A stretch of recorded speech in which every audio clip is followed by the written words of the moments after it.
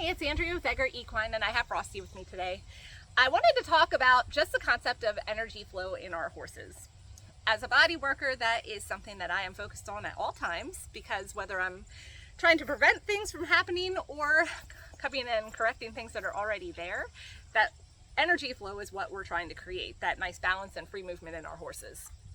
So if there's a restriction, whether it be fascia adhesion or trigger point or some sort of muscle tension, it blocks that flow of energy and it can compound on each other. So if we have a restriction in the glute, that can eventually cause a restriction in the back, and so on and so forth. So we want to keep that nice even keel, whether it be through body work, massage therapy, chiropractor. Sometimes we need to add K-tape. We can do fascia blading, cupping, all sorts of different things to create that flow if it's already blocked.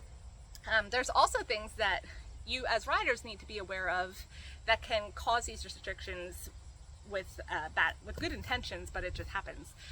Whether it be from a poor saddle fit, that would obviously cause a blockage in the back, and that can eventually lead to muscle atrophy if it's not corrected. Another training aid that people use would be side reins is a good example. You're trying to create a head placement in your horse and create a movement, but by forcing that position, it actually causes a blockage in that movement of energy back and forth, and that can cause restrictions in your horse further back.